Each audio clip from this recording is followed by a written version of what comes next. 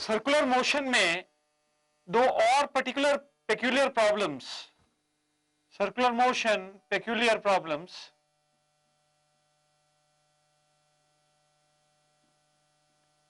Now देखिए peculiar problems, एक problem है a vehicle on a circular bridge.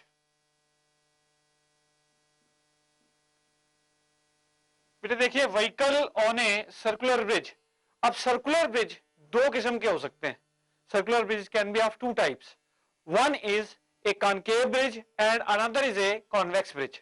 बेटे देखिए कॉन्वेक्स ब्रिज कैसा होगा, सपोज कीजिए इस तरह का ब्रिज है, ये कैसा है, this is bulging outward, so this is a convex bridge, this is a convex bridge. अब आप देखिए बेटे गाड़ी यहां पे है, let's say there is a car here,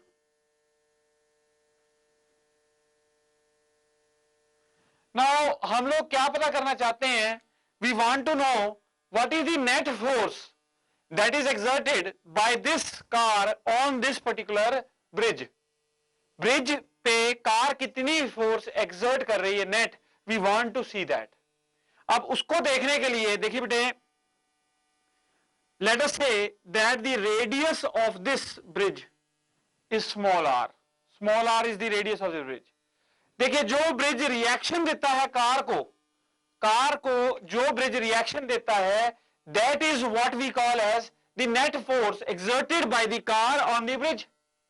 तो आप देखिए बेटे इसका weight acting in the downward direction, जो रिएक्शन मिलेगा वो मिलेगा बेटा r, and let us say that reaction is r and r will be, क्योंकि कार जो है वो ब्रिज को दबा रही है तो ब्रिज भी उसको रिएक्शन दे रहा है, लेकिन कार जो है वो सर्कुलर ब्रिज पे है और सर्कुलर मोशन एग्जीक्यूट कर रही है, तो इसका मतलब क्या है, कार को रिक्वायरमेंट किसकी है, सेंट्रीपिटल फोर्स की। तो सेंट्रीपिटल फोर्स कौन प्रोवाइड करेगा, mg minus r is the net force that is acting towards the center, that is the net force acting towards the center. mg minus r is equal to m into v square by r. So r is equal to mg minus mv square by r. Now this is the reaction due to the bridge on the car, and this reaction, this is the reaction, so this is the net force that is acting on the bridge because of the car. ये बेटे कैसा bridge था, this was a convex bridge. अब हो सकता है कि वे जो हमारी व्हीकल है it is going on A concave bridge.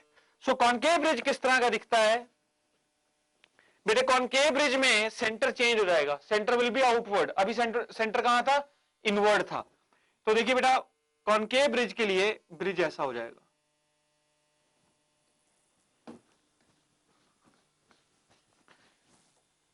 Now for a concave bridge, अगर एक कार है बेटे यहां पे इस तरह से,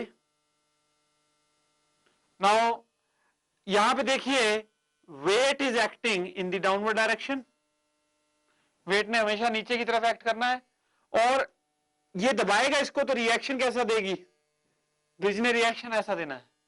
नाउ लेट अस से the radius of the circular path is small r is the radius of the circular path. तो अब ये जब सर्कुलर पाथ पे जा रही है कार, तो it is in requirement of centripetal force.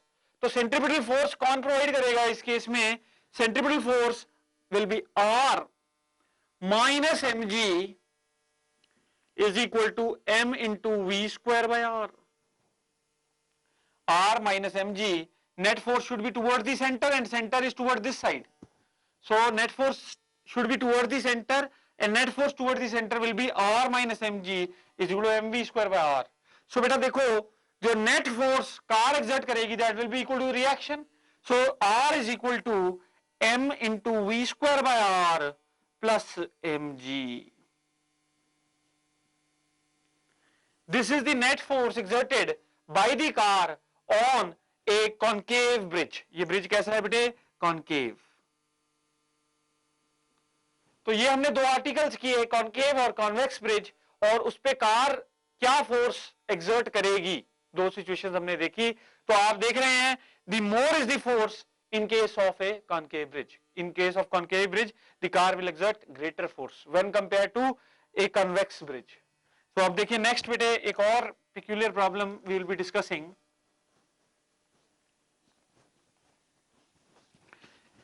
देखिए हमारे पास कोई ऐसे hemispherical surface है, we are having some hemispherical surface, और यहां पे कोई मास m है जिसको आपने v not velocity they the, you have given it v not velocity. बेटे सेंटर जो इस हेमिस्फीयर का वो यहां पे है,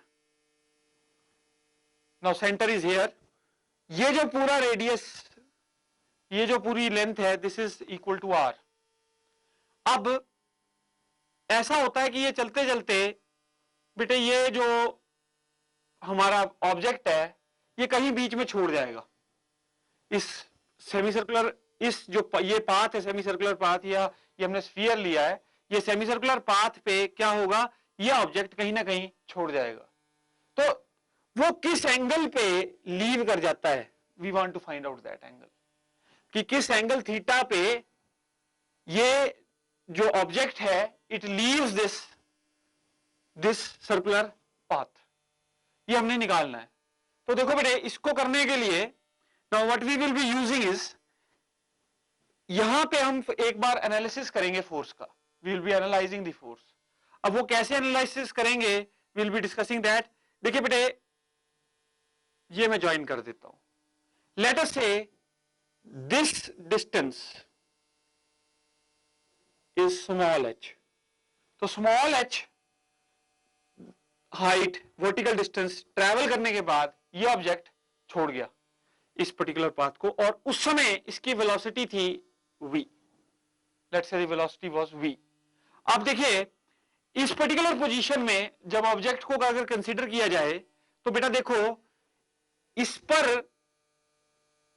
नॉर्मल रिएक्शन r ऐसे एक्ट करेगी, that is perpendicular to the surface, normal reaction r is acting perpendicular to the surface, और इसका weight mg will be acting like this। अब बेटे ये सर्कुलर मोशन में है, और ये सर्कुलर मोशन किसके लॉन्ग हो रहा है, इस पूरे रेडियस r के लॉन्ग हो रहा है। It is executing a circular motion of this radius because this is the centre of the circular motion. So इसका वेट ऐसे एक्ट कर रहा है, तो ये बेटा कितना हो गया, this angle will also be theta because this is parallel to this, so these are alternate angles, so this is also same. Now इसका इस डायरेक्शन में कंपोनेंट कितना आ गया बेटे, mg इंटू कॉस थीटा। अब mg cos theta minus R should provide necessary centripetal force. So v velocity से ये जा रहा है यहां पे, जब इसने छोड़ा है इसको, तो देखिए बेटे mg into cos theta minus R is equal to m into V square by R, m into V square by R. So बेटा यहां से r कितना हो गया, r is equal to mg cos of theta minus m into V square by R, ये r है। अब अगर इसने लीव करना है इस सर्कुलर पाथ को, तो ये r क्या होना चाहिए, this should be less than or equal to 0. So for the object to leave,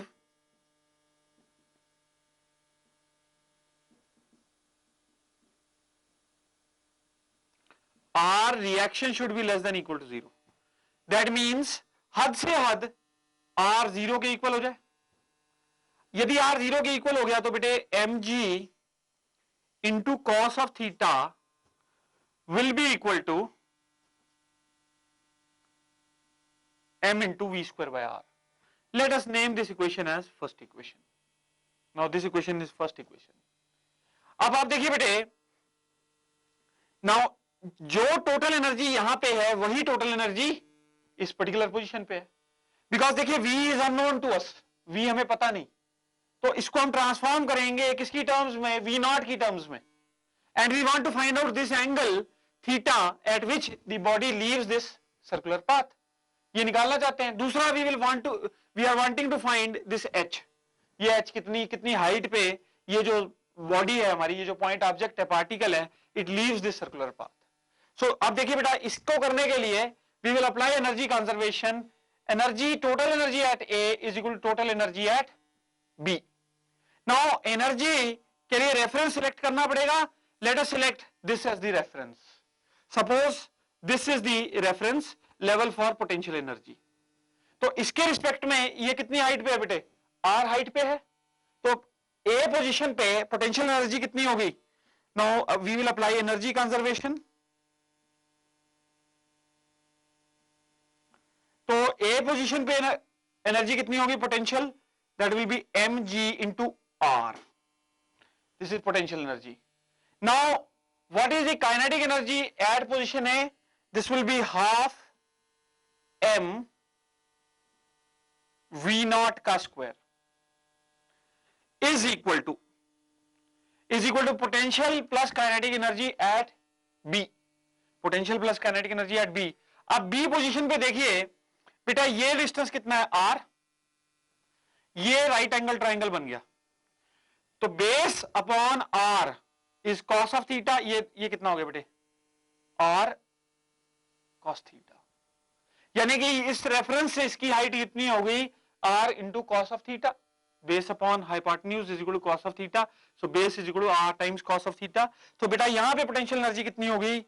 M G R into cos of theta plus half M V square. अब बेटे मास तो थ्रू आउट कैंसिल हो जाएगा। Mass can be through out cancelled. तो mass को मैं cancel कर रहा हूं थ्रू आउट बेटे।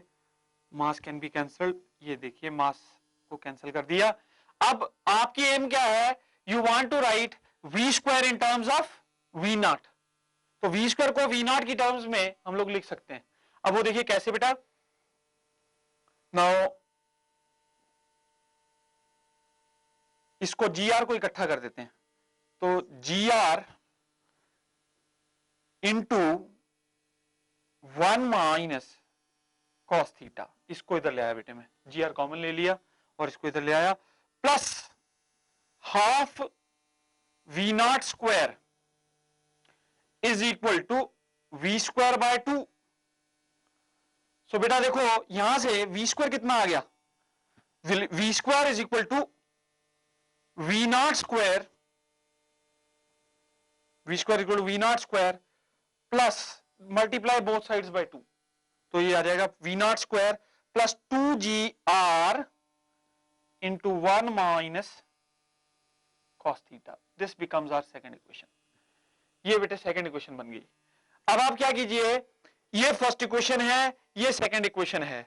यहां पे वी स्क्वायर की वैल्यू पुट कर देंगे और थीटा को सॉल्व कर लेंगे। We will solve for theta. तो अब देखिए बेटा फर्स्ट इक्वेशन से we will go on to the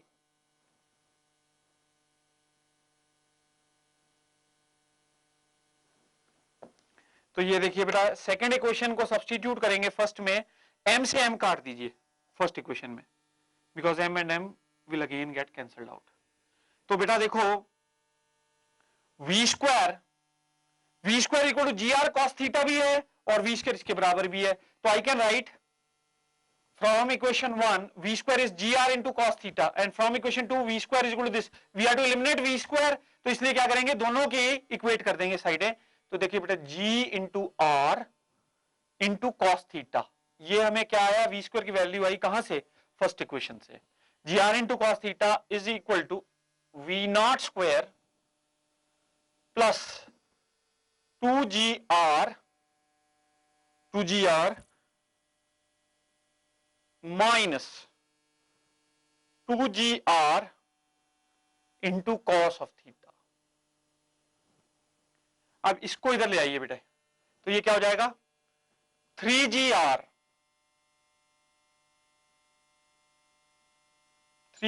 into cos of theta, 3gr into cos of theta is equal to V naught square plus 2gr। 3gr into cos theta is equal to V naught square plus 2gr। Divide कर दीजिए through out by 3gr। तो बेटा यहां से आपके पास cos theta कितना आ जाएगा, cos theta is equal to V naught square upon 3GR plus 2/3। तो इसका मतलब क्या आया बेटे, थीटा जिस एंगल पे वो लीव करेगा वो एंगल हमें पता लग गया, theta is equal to cos inverse, very important result, V naught square by 3GR plus क्या चीज बेटे 2/3। नाउ इसकी अब हमें जरूरत नहीं बेटे। अब आप देखिए ये हमारे पास वो एंगल आ गया जिस एंगल पे कि ये बॉडी, ये जो पार्टिकल है, it will leave this circular path, it will detach and it will leave the circular path, ये वो एंगल आया। Suppose initial velocity v not was 0, यानी कि यहां पे वेलोसिटी हमने दी ही नहीं, v नॉट 0 थी, तो बेटा किस एंगल पे लीव करेगा, that will B, angle will be cos inverse of 2/3. Now we want to find out at what height it will be leaving. किस हाइट पे from the top it will leave this particular path, कितनी vertical height पे leave करना चाहता है। तो उसके लिए हम ये वाला रिजल्ट यूज करेंगे बेटे। ये तो स्टैंडर्ड रिजल्ट, ये तो हमने एक केस बनाया है, this is one case we have used. तो ये रिजल्ट को मैं नंबर 3 डाल रहा हूं। इस रिजल्ट को we will be using here to find the vertical height. आप देखिए cos थीटा, नाउ देखिए बेटे ये हमने cos थीटा वो एंगल निकाल लिया जहां पे कि ये क्या होगा, this particle will leave this particular circular path. Now we want to find out कि ये कितनी वर्टिकल डिस्टेंस चलने के बाद it will leave this circular path. अब हम ये निकालना चाहते हैं कि कितनी वर्टिकल हाइट पे it will leave this particular circular path. इसको करने के लिए बेटा we will take this triangle OBC, I am naming this, this is a right angle triangle. इसका बेस कितना हो जाएगा, ये पूरा का पूरा R है बेटे, और ये इतना H है, तो ये R माइनस H हो गया, और इसका हाइपोटेन्यूज किस लेंथ का है, R लेंथ का, hypotenuse is of R length. So अब देखिए बेटा, नाउ इस रिजल्ट में जो थर्ड रिजल्ट है इसमें हम cos थीटा की वैल्यू पुट अप कर देंगे। cos थीटा क्या होता है, base over hypotenuse. So base over hypotenuse, base is R minus H upon hypotenuse is R. This is equal to V naught square upon 3GR plus बेटा 2/3। अब आप देखिए ये इसको हम लिख लेंगे अलग से 1 minus H by R is equal to V naught square upon 3GR plus 2/3। सो इसको इधर ले जाइए बेटा H by R, क्योंकि हमारी एम क्या है, we want to find out H। तो यहां पे बेटे क्या हो जाएगा, H by R, इसको इधर ले गए, इसको इधर ले आएंगे, तो 1 minus V naught square by 3GR minus 2/3। 1 minus 2/3 is 1/3. So this implies H by R is equal to 1/3 minus V naught square upon 3GR, V naught square upon 3GR। ये बेटे R से थ्रू आउट मल्टीप्लाई कर दो, यानी ये R को यहां पे मल्टीप्लाई कर दो, तो आपके पास H कितना आ जाएगा बेटे, R/3, H is R/3 minus V naught square upon 3G। यानी कि इतनी वर्टिकल हाइट पे, टॉप से इतनी हाइट पे, इतने वर्टिकल डिस्टेंस पे जो हमारा पार्टिकल है, it will leave the circular path. तो वो क्या है, H is equal to R/3 minus V naught square by 3G। Suppose कीजिए V नॉट 0 था, यानी कि इनिशियल वेलोसिटी जब टॉप मोस्ट पॉइंट पे था पार्टिकल, उसकी इनिशियल वेलोसिटी उस समय 0 थी। यदि इनिशियल वेलोसिटी 0 थी तो बेटा ये वाला फैक्टर 0 हो जाएगा, ये वाला फैक्टर 0 हो जाएगा, तो H is equal to R/3 when V naught is equal to 0। यानी कि 1/3 रेडियस पे अगर इनिशियल वेलोसिटी पार्टिकल की 0 थी, तो 1/3 रेडियस पे particle leaves the circular path. Particle leaves the circular path. Very important result bete. Now next we will discuss now the assignment problems of circular motion.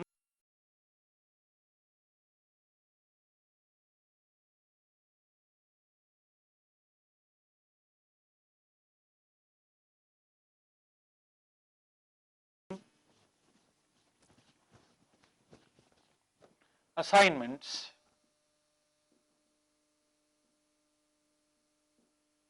Question number 1.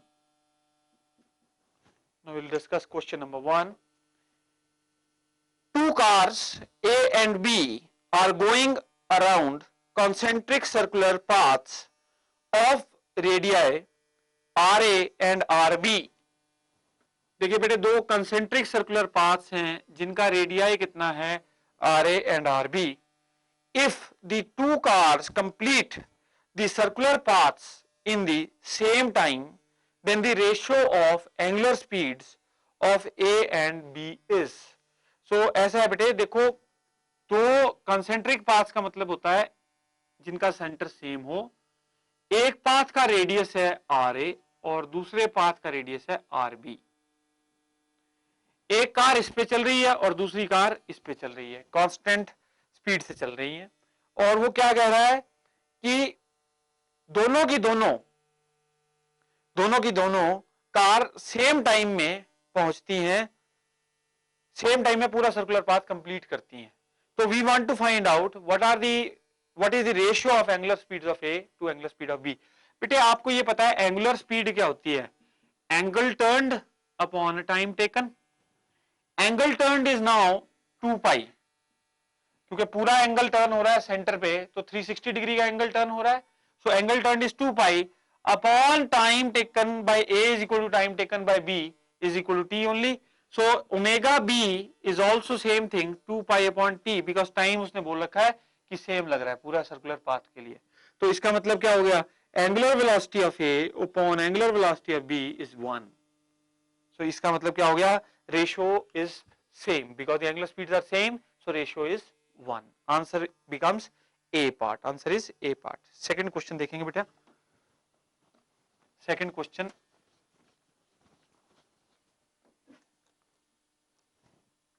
In uniform circular motion, the factor that remains constant is. तो आपसे uniform circular motion में पूछ रहा है क्या चीज constant रहती है? A part linear velocity. बेटे यूनिफॉर्म सर्कुलर मोशन में लीनियर वेलोसिटी का मैग्नीट्यूड सेम रहता है लेकिन डायरेक्शन चेंज होती रहती है, इसलिए linear velocity keeps on changing. Second बोल रहा है बेटे सेंट्रीपिटल फोर्स. बेटे सेंट्रीपिटल फोर्स का मैग्नीट्यूड सेम रहता है लेकिन डायरेक्शन तो सेंट्रीपिटल फोर्स की थ्रू चेंज करती रहती है because it acts radially inward. C part is acceleration. बेटे एक्सेलरेशन की भी डायरेक्शन चेंज करती रहती है भले ही मैग्नीट्यूड सेम रहे. डी पार्ट बोल रहा speed. Yes, this is the right answer because speed का मैग्नीट्यूड चेंज नहीं करता यूनिफॉर्म सर्कुलर मोशन में. Speed is a scalar quantity. Next बेटे तो आंसर हो गया D part. Next third question, question number 3. A spirit level is attached to one end of a string and rotated rapidly in a horizontal plane. The air bubble. अब देखिए बेटे spirit level क्या होता है? Basically कहीं किसी जगह का लेवल चेक करना हो तो we have a spirit level, उसमें एक एयर बबल होता है और वो एयर बबल अगर लेवल चीज है तो वो एयर बबल बिल्कुल सेंटर में आएगा. अब एक स्पिरिट लेवल लेके आप उसको गोल घुमा रहे हैं तो what will happen to the air bubble? देखिए बेटा सारा पानी क्या करेगा? कॉन्सेंट्रेट करना चाहेगा कहां? आउटर साइड पे. सारा का सारा पानी कहां कॉन्सेंट्रेट करना चाहेगा? आउटर साइड पे. तो बबल कहां की तरफ सरक जाएगा? Bubble will be it will moving towards the inner side, क्योंकि water will move towards the outer side. तो एयर बबल कहां को जाएगा? अंदरली तरफ को आएगा. So answer is B for Bombay. Answer is B for Bombay. Next fourth question. Question number 4 based है बेटे looping of loop. It is based upon looping of loop. अब देखिए a body slides without friction from a height h along the track shown in the figure so that it loops the loop in the vertical plane. If the radius of the circular loop is capital R, what should be the minimum value of H in terms of R so that the frictionless body is just able to loop the loop? बेटे simple question है, यहाँ पे एक इस तरह से हमारे पास कोई हाइट की इंक्लाइंड प्लेन है और यहाँ से एक कार रिलीज कर रहे हैं आप, ये फ्रिक्शनलेस सरफेस है और यहाँ पे हम चाहते हैं कि ये लूप दी लूप कर जाए, यानी कि वर्टिकल सर्कल कंप्लीट कर जाए। तो ये बेटे हमने डिराइव किया हुआ रिजल्ट है हमारा। अगर आर रेडियस का looping the loop, R radius का जो वर्टिकल सर्कल है वो आर रेडियस का है, तो कितनी हाइट से छोड़ना चाहिए? मिनिमम 5/2 आर हाइट से मिनिमम हमें इसको रिलीज करना पड़ेगा। नेक्स्ट बेटे fifth question, question number fifth. A ball tied to a string is swung in a vertical circle. Which of the following remains constant? तो बेटे एक बॉल को हमने स्ट्रिंग के साथ टाई कर रखा है और उसको एक वर्टिकल सर्कल में आप क्या कर रहे हैं? स्विंग कर रहे हैं। तो उसमें क्या चीज कांस्टेंट रहेगी? सो ए पार्ट बोल रहा है tension in the string, B part बोल रहा है speed of the ball, C part बोल रहा है सेंट्रीपिटल फोर्स और डी पार्ट बोल रहा है earth pull on the ball. So बेटा देखिए टेंशन तो चेंज करती है वर्टिकल सर्कल में, क्योंकि ग्रेविटी का इफेक्ट है, तो इसलिए टेंशन क्या है? चेंज करती है डिफरेंट पोजीशंस में। और स्पीड के बारे में जहां तक है, स्पीड भी बदलती रहती है, स्पीड आल्सो चेंजेस। आपको पता है लोवेस्ट पॉइंट पे minimum speed should be √5 GR, horizontal position में it should be √3 GR and on the topmost point it should be √GR. So velocity is also changing. What about centripetal force? Since the velocity is changing, so centripetal force will also change. लेकिन कोई चीज नहीं change करती है vertical circle में, तो वो क्या है? That is the Earth's pull, because Earth pull will remain mg only. It will be mg only. Next बेटे sixth question. Question number 6. A body of mass m is suspended from a string of length L. What is the minimum horizontal velocity that should be given to the body in its lowest position so that it will complete one revolution in vertical plane from the with the point of suspension as the center of the circle. So आप देखिए बेटे, आपके पास एक body है और वो string के साथ टाइड है, स्ट्रिंग की लेंथ L है, बॉडी का मास m है, हम इस बॉडी को वर्टिकल सर्कल कंप्लीट करवाना चाहते हैं। तो अगर आप वर्टिकल सर्कल कंप्लीट करवाना चाहते हैं तो वो बोल रहा है कि लोएस्ट पॉइंट पे क्या वेलोसिटी दी जाए। लोएस्ट पॉइंट पे minimum velocity should be √5GL। Direct result है बेटा। So answer is A part. Next बेटे seventh question, question number 7th।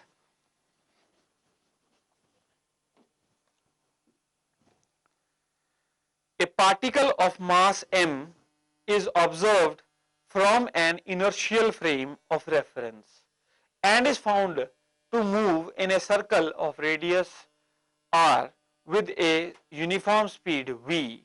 The centrifugal force on it is. So देखिए बेटे एक पार्टिकल को इनर्शियल फ्रेम ऑफ रेफरेंस से देखा जा रहा है और उसका मास कितना है m, और उसको सर्कल में वो पार्टिकल चल रहा है और कैसे चल रहा है? यूनिफॉर्म स्पीड में है वो पार्टिकल। तो centrifugal force on the particle, बेटे देखो हम जो है इनर्शियल फ्रेम में खड़े होके कोई सूडो फोर्स नहीं देख सकते। सेंट्रीफ्यूगल फोर्स क्या है? सूडो फोर्स है। तो अगर आपने सूडो फोर्स को चेकअप करना है तो आपको कहां बैठना पड़ेगा?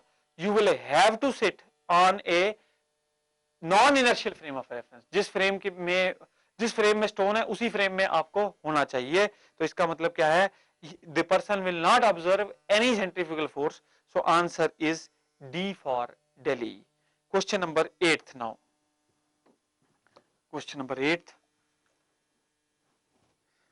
A stone is whirled in a vertical plane. The stone has, देखिए बेटे स्टोन को आपने वर्टिकल प्लेन में व्हर्ल किया, यानी कि वर्टिकल सर्कल मोशन में वर्टिकल सर्कल की बात हो रही है। तो बेटा देखो ऐसा है, क्योंकि वेलोसिटी चेंज कर रही है तो इसका मतलब क्या है, टेंजेंशियल एक्सेलरेशन है। लेकिन क्योंकि पार्टिकल सर्कुलर पाथ में है तो इसका मतलब it is also having a radial acceleration also. So that means to say that it will have both radial and tangential accelerations. So answer is C part. Answer becomes C part. Next bete, question number 9th.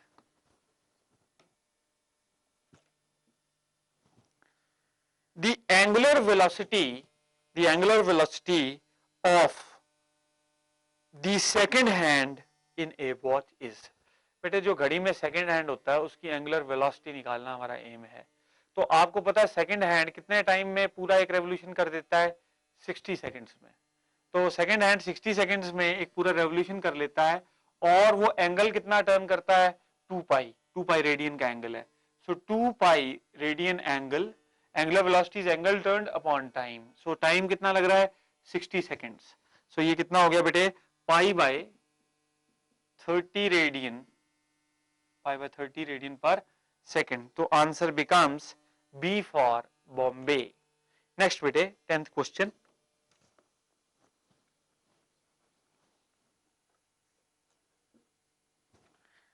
A point on the rim of a wheel 4 meter in diameter has velocity of 1600 centimeter per second. The angular velocity of the wheel is. So बेटा यहाँ पे diameter दे रखा है तो radius कितना हो गया, 2 metre, और लीनियर वेलोसिटी आपको सेंटीमीटर पर सेकंड में दे रखी है।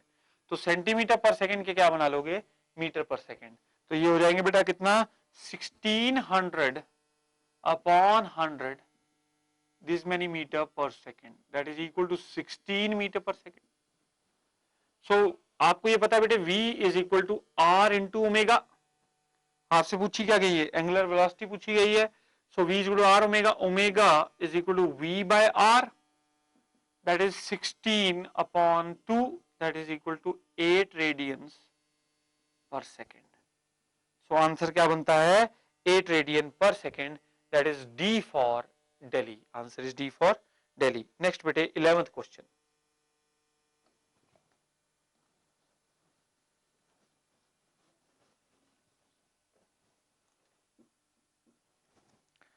The length of the second hand of a watch is 1 centimeter.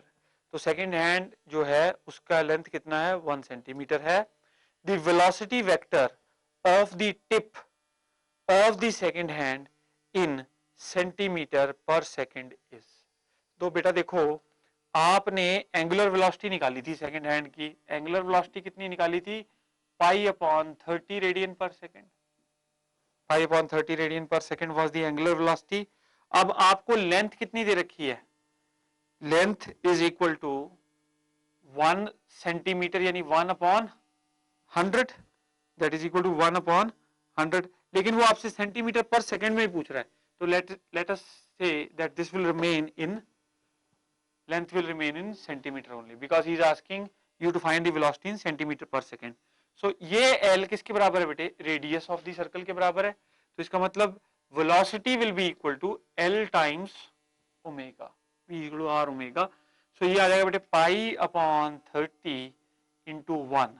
So अब देखिए आंसर किस फॉर्म में दे रखा है, 2 से मल्टीप्लाई डिवाइड कर दोगे तो 2 pi by 60 these many centimeter per second, क्योंकि आंसर इसी फॉर्म में दे रखा है इसलिए हमने इसी फॉर्म में रिड्यूस कर दिया। Answer is B for Bombay. Next बेटे क्वेश्चन नंबर 12।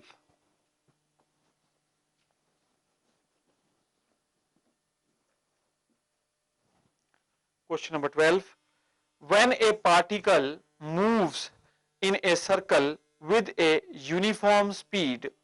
बेटे एक पार्टिकल सर्कल में मूव कर रहा है और कैसे मूव कर रहा है, with a uniform speed move कर रहा है। Its velocity and acceleration both are constant. This is wrong because velocity is changing, because the speed may be constant but the direction of the speed or direction is changing. So इसलिए velocity और acceleration नहीं constant नहीं है। Its velocity is constant but acceleration changes. This is also wrong. its acceleration is constant but velocity changes. This is also wrong. Both its velocity and acceleration change. Answer is D for Delhi. Next bete 13th question.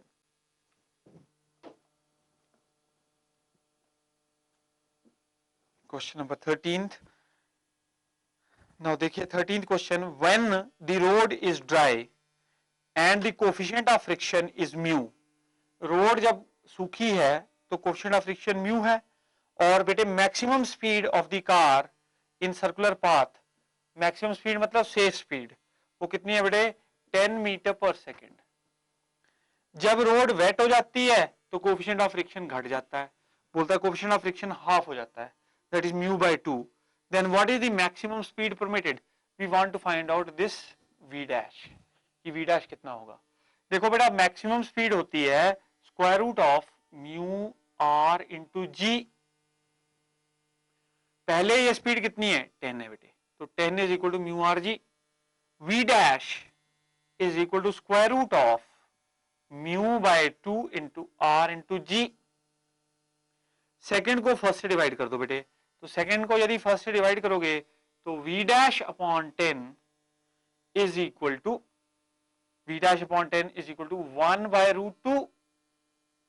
तो बेटा इसका मतलब v dash किसके बराबर आ गया 10 by root 2। So v dash कितना हो जाएगा बेटे, रूट 2 से मल्टीप्लाई रूट 2 से डिवाइड, रैशनलाइज कर दो तो ये आ गया 5 टाइम्स रूट 2। सो अब जो मैक्सिमम स्पीड है that is 5 under root 2 metre per second. Answer क्या बनता है बेटे, D for Delhi.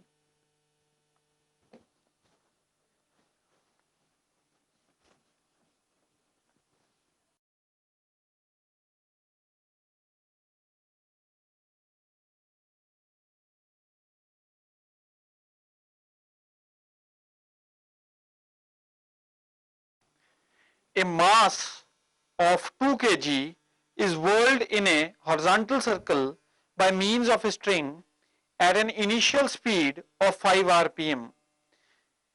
Keeping the radius constant, the tension in the string is doubled. The new speed will be. तो बेटा देखो हमने जो स्टोन को whirl किया है वो किसमें किया है, it is in A horizontal circle, horizontal circle में whirl किया है और स्पीड इनिशियली कितनी थी 5 आरपीएम थी। तो हमने क्या करा, रेडियस को कांस्टेंट रख के टेंशन को डबल कर दिया, स्ट्रिंग की टेंशन को डबल कर दिया, तो नई स्पीड हमें पता करनी है क्या होगी। देखो बेटा tension is providing the necessary centripetal force M omega square into R, या एम आर ओमेगा स्क्वायर, या M into omega square into R. M और आर क्योंकि कांस्टेंट है तो we can say that tension is directly proportional to square of angular velocity. अब आपने नई tension क्या कर दी है 2t, ट्वाइस कर दिया नई टेंशन को, so this will be proportional to new angular velocity का स्क्वायर। क्यों? क्योंकि r और m चेंज नहीं किया, they are still constants. So बेटा ये देखो ये कितना आ जाएगा, डिवाइड कर दीजिए, omega dash square over omega square is equal to 2। So बेटा omega dash is equal to root 2 times omega, is equal to root 2 times omega. So root 2 की वैल्यू 1.414 होती है बेटे, इंटू क्या चीज 5, 1.4 अप्रोक्सीमेटली इंटू 5, ये कितना हो जाएगा बेटे, this is 7, this will come out to be 7 RPM. So answer becomes 7 rpm. So answer is D for Delhi. Answer is D for Delhi. Next बेटे 15th question. Question number 15th.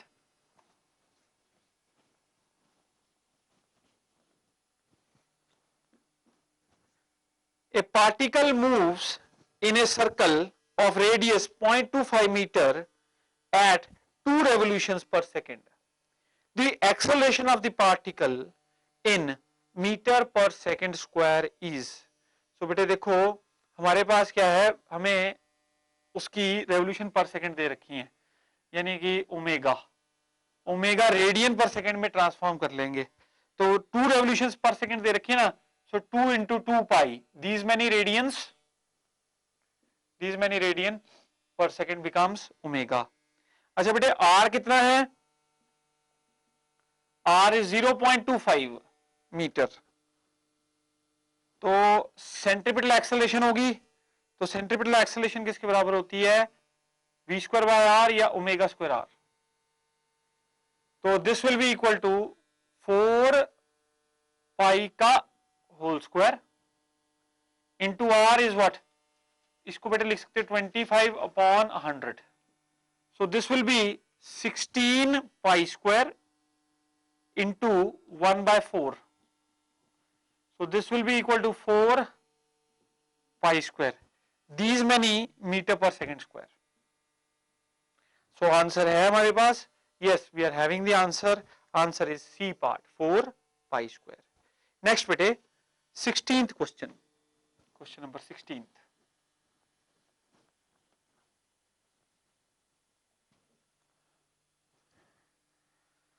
What is the maximum speed of a car taking a turn of radius 30 meter on a level road if the coefficient of friction between the tires and the road is 0.4 and take g as 9.8। सो देखिए बेटा maximum speed जो car ले सकती है एक horizontal road पे जिसमें friction है, that is equal to square root of mu R into G. So बेटे म्यू कितना है इस केस में, mu is given to be 0.4 and radius of the turn is given to be 30 and the g is, it is said to be taken as 9.8। तो आप देखिए बेटा ये कितना आ जाता है 12 into 9.8। so 12 into 9.8 यदि ये सॉल्व करते हैं आप, so this will come out to be more than 100। तो ये आंसर आ जाएगा 10.84 मीटर पर सेकेंड। तो answer is C part, answer becomes C part. Next बेटे 17th question. 17th question,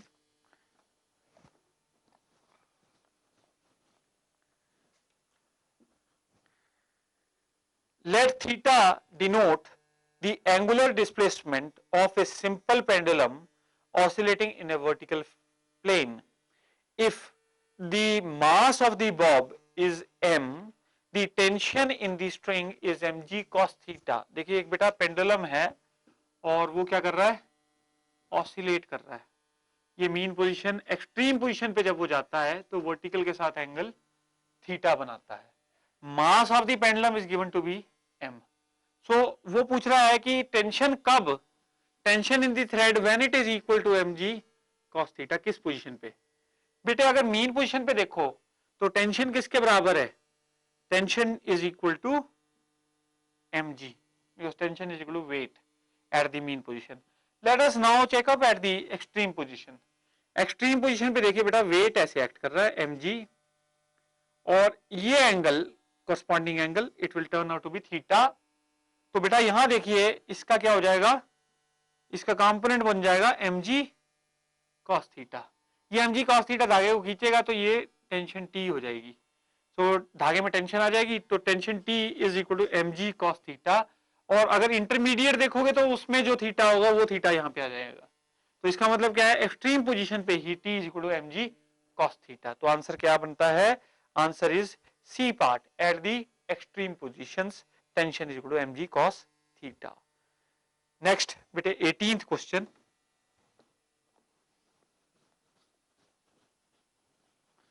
Next is question number 18th. A particle is projected so as to just move along a vertical circle.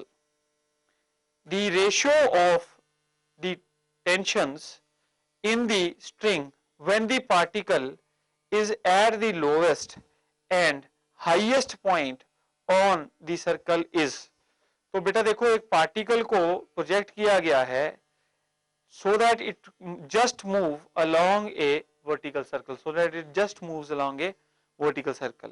Now we want to find out the ratio of tension in the string when the particle is at the lowest and highest point of the circle।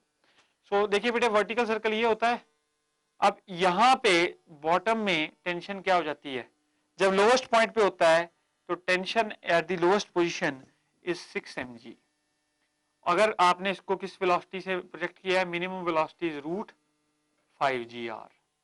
जब ये highest point पे पहुंचता है तो velocity is √g r और tension eight highest point is 0। तो अब आपको क्या निकालना है बेटे, the ratio of the tensions lowest और हाईएस्ट पॉइंट के बीच में। तो ये क्या हो जाएगी 6 mg/0। 6 mg/0 is infinity. So answer is D part, answer becomes D for Delhi. Next बेटे 19th question.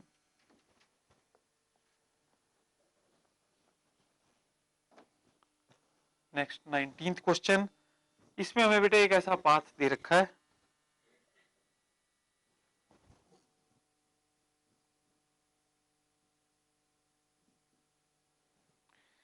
a car moves at a constant speed on a road as shown in figure। Figure में ये road दिखाई है, इस पे car चल रही है। The normal force by the road on the car is NA and NB when it is at the points A and B respectively। तो बेटा देखो, हमने नॉर्मल फोर्स, इस पॉइंट पे जब कार होती है तो नॉर्मल फोर्स इज NA, और इस पॉइंट पे जब कार होती है तो नॉर्मल फोर्स इज NB, और जो कार है वो कांस्टेंट स्पीड से चल रही है, यानी कि स्पीड का मैग्नीट्यूड चेंज नहीं हो रहा है। तो हम किसे कंपेयर करना चाहते हैं, we want to compare NA and NB। So अब आप देखिए बेटा, जब कार यहां पे है, इस पाथ का रेडियस कम है, RA is less than RB, radius of path A is less than radius of path B। सो अब आप देखिए बेटा, RA is less than RB, तो अब यहां पे हम लोग ये निकालना चाहते हैं, that is the reaction at point A। तो रिएक्शन एट पॉइंट A निकालना चाहोगे, देखिए वेट कैसे एक्ट कर रहा है नीचे की तरफ। Net force mg minus NA should provide necessary centripetal force that is mv²/RA। तो NA किसके बराबर हो गया बेटे, mg माइनस, इसी तरह से similarly we can write NB mg minus mv²/RB।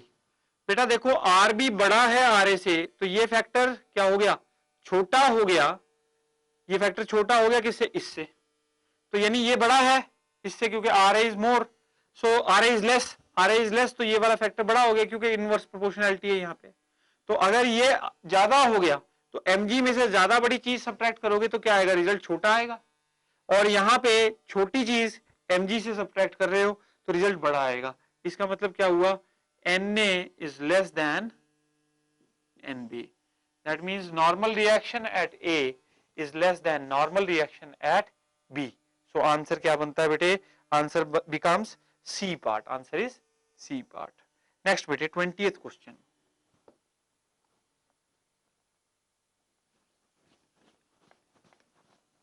Question number 20। A flywheel gains a speed of 540 rpm in 6 seconds. Its angular acceleration is। सो बेटा देखो, हमें दे रखा है कि स्पीड गेन कितना हो रहा है 540 rpm का, और कितने टाइम में हो रहा है ये स्पीड गेन, 6 सेकेंड्स में। So we want to find out what is the angular acceleration. So आपको पता है angular acceleration is speed gain, angular speed gain upon time. अब स्पीड गेन 540 आरपीएम है, इसके क्या बनाने पड़ेंगे, रेडियन पर सेकंड बनाना पड़ेगा। So will make convert this into radian per second. So delta omega is 540 RPM revolution per minute, that can be written as 2 pi into 540 upon 60, 2 pi n by 60, this is these many radians per second। अब आप देखिए बेटा, ये cancel कर दीजिए, 6 9s are कितना आ गया, 18 pi radian per second. So this is 18 pi radian per second. ये क्या होगी बेटे, this is the gain in angular velocity, और ये गेन कितने टाइम में हो रहा है, this gain is taking place in 6 seconds. So बेटा यहाँ पे वैल्यू सब्स्टिट्यूट कर देंगे, कितना हो गया 18 pi upon 6, this is 3 pi radian per second square, this is 3 pi radian per second square. So answer becomes A part. Answer is A part. Next, beta 21st question.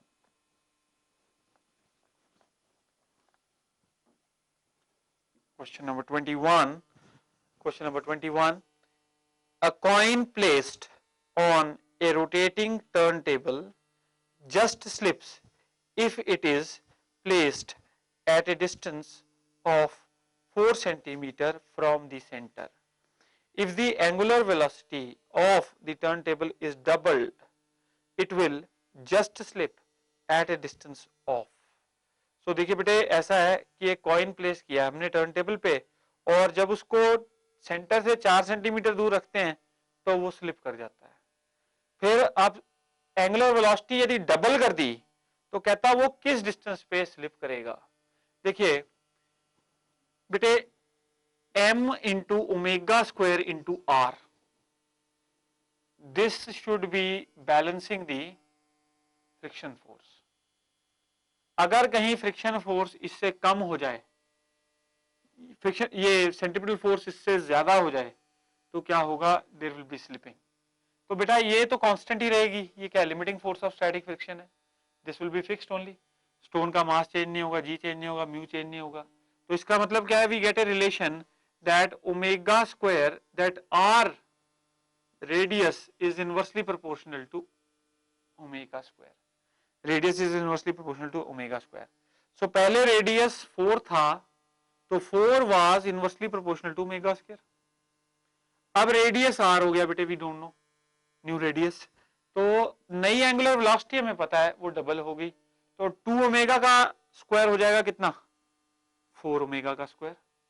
सो बेटा देखो r by 4, now this implies r by 4 divide कर दीजिए, r by 4 is equal to 1 by 4, so r is equal to 1 centimetre. यानी कि अगर disc की speed double कर देते हो तो 1 सेंटीमीटर पे ही कॉइन जो है वो डिस्क को छोड़ जाएगा।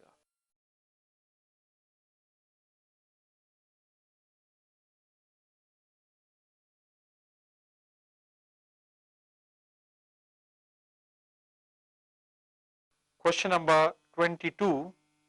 A mass is revolving in a circle which is in the plane of paper. The direction of tangential acceleration is. So बेटे देखो एक मास जो है वो रिवॉल्व कर रहा है सर्कल में, और सर्कल कैसा है, इन दी प्लेन ऑफ पेपर है। तो पूछता है डायरेक्शन ऑफ टेंजेंशियल एक्सेलरेशन कैसी होगी। बेटे सर्कुलर पाथ के हमेशा डायरेक्शन कैसी होती है, टेंजेंशियल होती है। सो जो सर्कुलर पाथ है उसके जो एक्सेलरेशन होगी that will B tangential. Question number 22. A mass is revolving in a circle which is in the plane of paper. The direction of tangential acceleration is. So देखो बेटे मास जो है वो रिवॉल्व कर रहा है सर्कल में, और वो सर्कल किस में है, प्लेन ऑफ पेपर में है। तो जो टेंजेंशियल एक्सेलरेशन है वो सर्कुलर पाथ के हमेशा कैसी होती है बेटे, tangential. So answer becomes C part, answer is C part.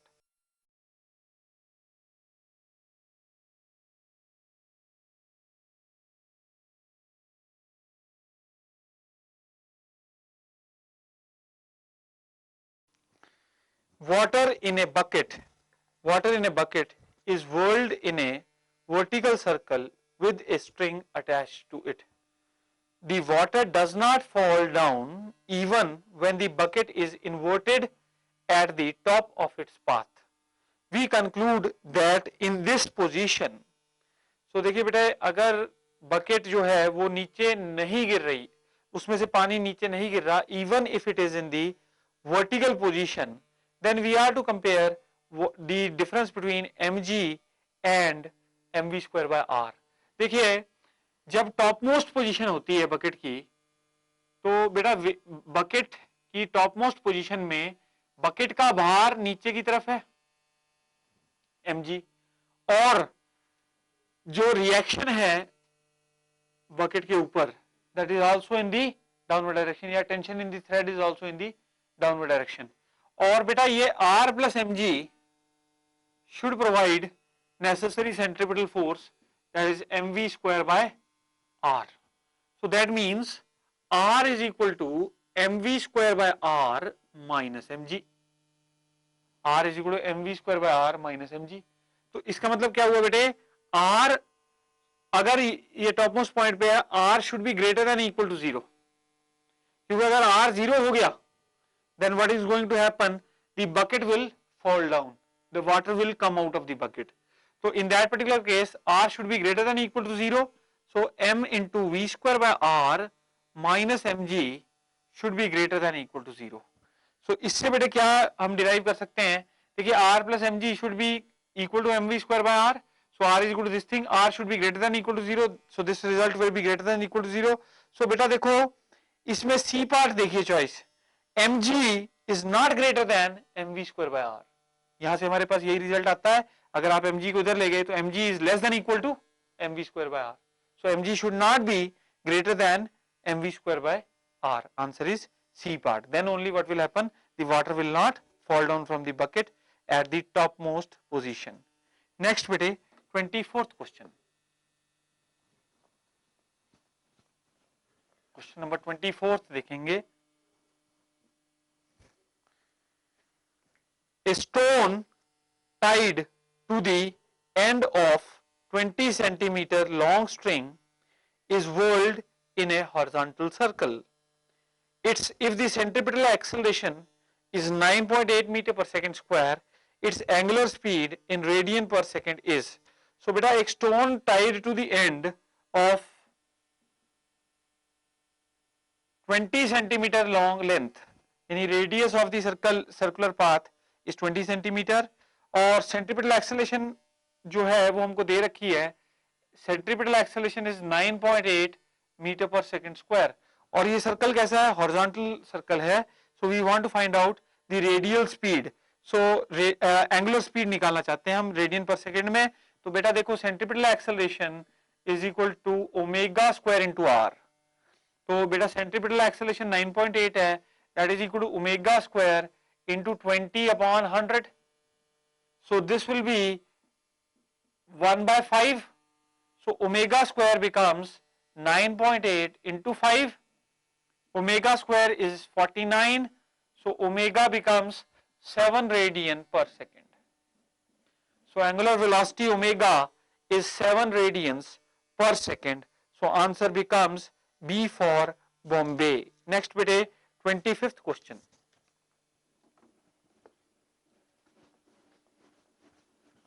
Next is 25th question.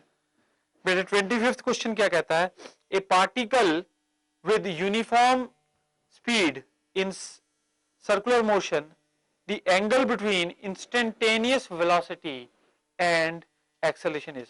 बेटा एक पार्टिकल यूनिफॉर्म सर्कुलर मोशन में है और हम क्या निकालना चाहते हैं, we want to find out the angle between instantaneous velocity and acceleration.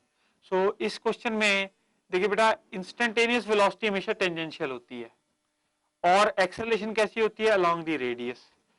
तो ये सेंट्रीपिटल एक्सेलरेशन है और velocity is tangential, so angle becomes 90 degree. सो सेंट्रीपिटल एक्सेलरेशन और टेंजेंशियल वेलोसिटी के बीच में जो एंगल है that is 90 degree. Answer is C part. Next बेटे 26th question.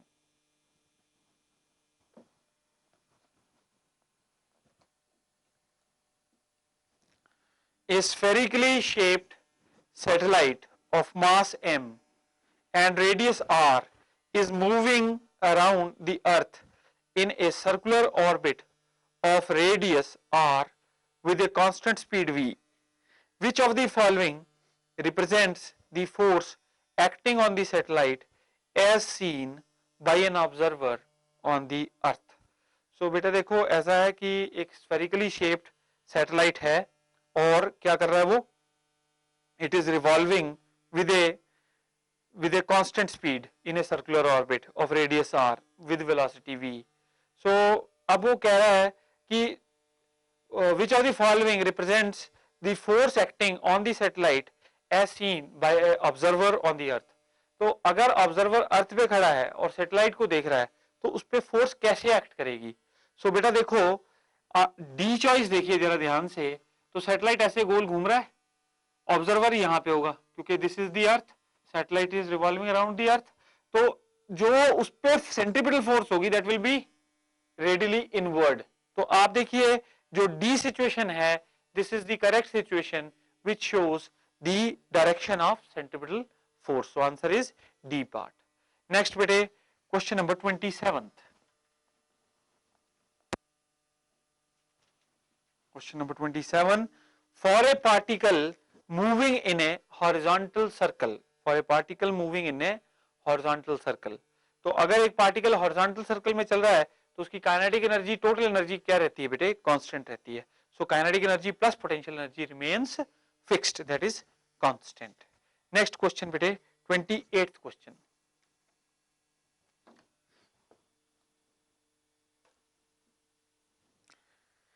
A fighter aircraft is moving in a vertical plane. The minimum velocity at the highest point.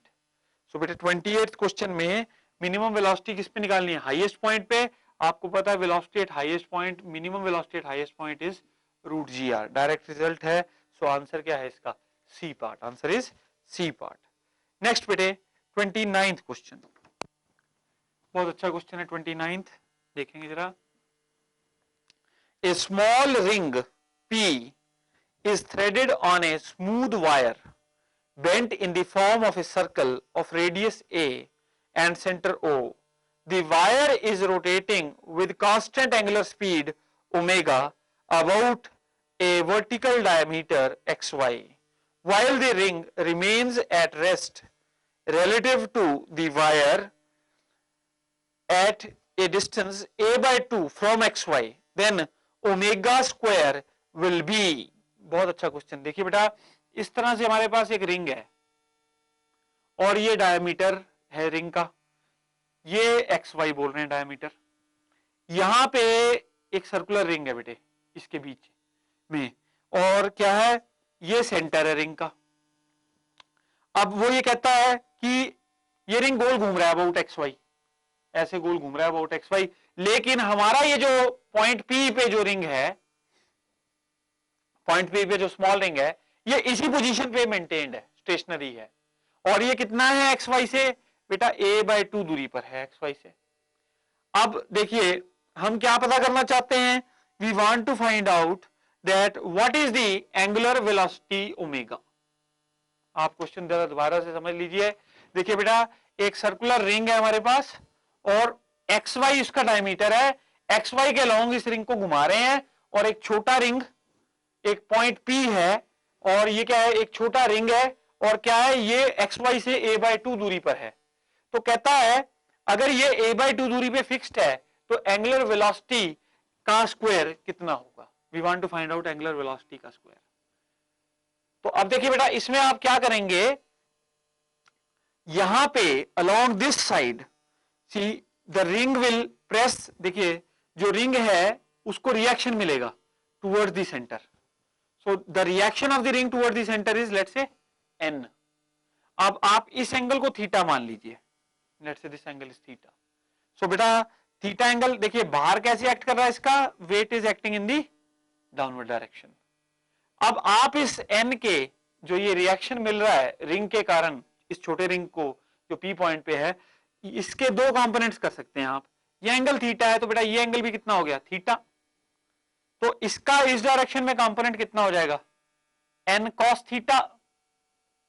और इसका इस डायरेक्शन में कंपोनेंट कितना हो जाएगा बेटे? n sin theta. n sin theta क्या प्रोवाइड करेगा? Centripetal force. और n cos थीटा किसको बैलेंस करेगा? वेट को। तो n into sine of theta is equal to m into omega square into a by 2, क्योंकि इसका सर्कुलर रेडियस कितना है? a by 2। अच्छा n इंटू बेटा cos थीटा, ये क्या प्रोवाइड करेगा? This will balance the weight, that is equal to mg। So अगर आप इन दोनों को डिवाइड कर दो, नाउ देखिए बेटे n cos theta is equal to the weight, और n sin theta, n cos theta is equal to weight, और n sin थीटा आप बोल रहे हो m into omega square into a by 2। अब देखिए बेटे ये जो n है, ये जो n है, now this will be m into omega square into A, n into m into omega square into A. ये क्या है? सेंट्रीपिटल फोर्स है। इंटू बेटा cos of theta into cos of theta is equal to mg। So इसका मतलब क्या हो गया? Omega square is equal to g by a times cos of theta. अब देखिए बेटा, ये now you can find out what, you can see what is this theta angle. Theta angle कैसे देख सकते हो?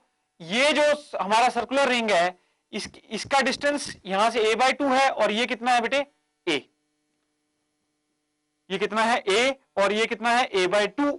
अब आप देखिए ये थीटा कितना हो जाएगा? Sine theta is equal to a/2 upon a। तो इसका मतलब साइन थीटा कितना हो जाएगा बेटे? That is half. तो थीटा कितना हो गया? 30 degree. Theta is equal to 30 degree. So आप देखिए थीटा 30 डिग्री आ गया, तो यहां पे थीटा की वैल्यू पुट कर देंगे। तो omega square is equal to G by A into क्या चीज बेटे? That will be cos of 30। Cos 30 कितना हो गया? √3/2। सो ये हो जाएगा कितना बेटे? 2g upon √3 into a. This is omega square. Omega square is equal to 2g upon √3 into a. तो आंसर क्या बन रहा है बेटे? C part. Answer becomes C part.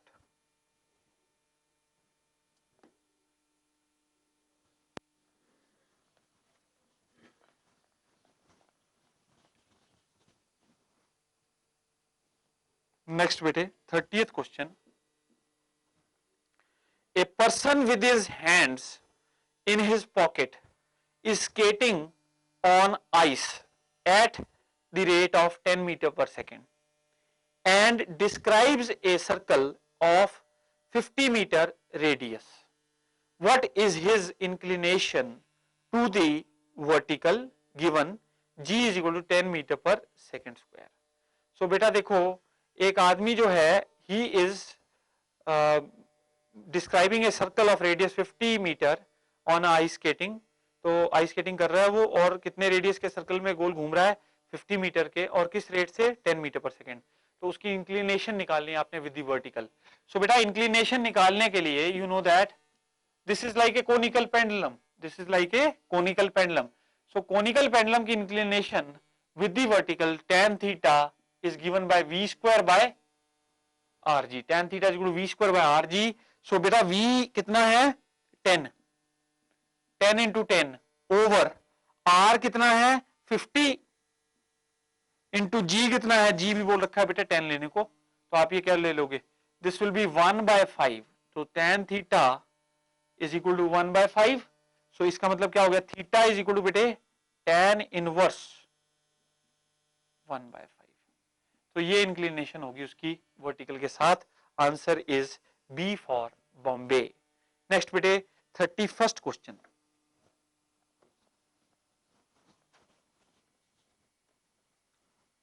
Question number 31। When the string of a conical pendulum makes an angle of 45 degree with the vertical, the time period is t1. When the string makes an angle of 60 degree with the vertical, its time period is t2. Then t1 square upon t2 square is. So बेटा देखो ऐसा है, आपको पता है conical pendulum का जो time period होता है that is directly proportional to square root of cos of angle with the vertical. So बेटा हमें पता है t1 टाइम है कब? जब एंगल था 45। सो t1 upon t2 is equal to square root of cos of 45 by cos of cos angle 60। तो ये कितना हो जाएगा बेटे? t1 upon t2 is equal to 1 upon √2। 1 upon √2 upon क्या चीज? अब cos 60 कितना होता है बेटे? हाफ। तो ये आ जाएगा कितना? T1 square upon T2 square करना है हमें कैलकुलेट, तो इसलिए क्या करेंगे, स्क्वायरिंग कर देंगे, तो यहां से क्या आ जाएगा बेटे 2 upon root two, that is equal to root 2। So answer क्या बनता है, root 2। Answer is A part, answer is A part. Next बेटे 32nd question, next is question number 32।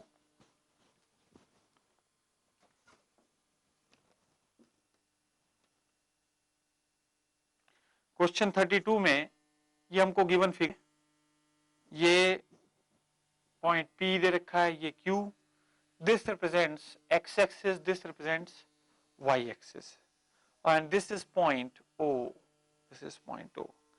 A particle moves in a circle of radius 4 centimeter clockwise at a constant speed 2 centimeter per second. If x cap and y cap are unit vectors, unit acceleration vectors along x and y respectively, the acceleration of the particle at the instant halfway between P and Q is. आपने acceleration कहां पे पता करनी है बेटे, यहां पे acceleration पता करनी है। You want to find out the acceleration at this point. Acceleration कैसे होगी बेटा, radially inward, and that is called as centripetal acceleration. So आप देखिए ये सेंट्रीपिटल एक्सेलेरेशन किसके बराबर होगी, that will be v square by r, that will be equal to v square by r। तो अब आप देखिए बेटे v स्क्वायर कितना है, v स्क्वायर कितना है, v square is equal to, अब कांस्टेंट स्पीड दे रखी है ना आपको 2 सेंटीमीटर पर सेकेंड, सो ये हो जाएगा 2 इंटू 2/4 हो गया कितना 1। So centripetal acceleration is 1 centimetre per second square, this is the centripetal acceleration. इस सेंट्रीपिटल एक्सेलरेशन के आप दो कंपोनेंट्स कर सकते हैं along X and Y axis. Along X and Y axis you can make two components. So बेटा ये 1 का इस डायरेक्शन में कंपोनेंट कितना हो जाएगा, ये मिडिल में आएगा बिल्कुल। सो 1 का इस डायरेक्शन में हो जाएगा बेटे 1 cos 45, और इधर कितना हो जाएगा 1 sin 45। ये दोनों कैसे हैं, नेगेटिव एक्सिस हैं, ये नेगेटिव एक्स है, ये नेगेटिव वाई है। So unit vector along this is called x cap, और इसके अलोंग कितना है y cap. So acceleration vector form में कितनी हो जाएगी बेटे, that will be equal to -1/√2 x cap -1/√2 y cap. So answer है हमारे पास इस फॉर्म में, yes we are having the answer. Answer is C part, ये इस फॉर्म में लिखा हुआ है -x cap plus y cap whole upon √2। So answer is C part, answer is C part.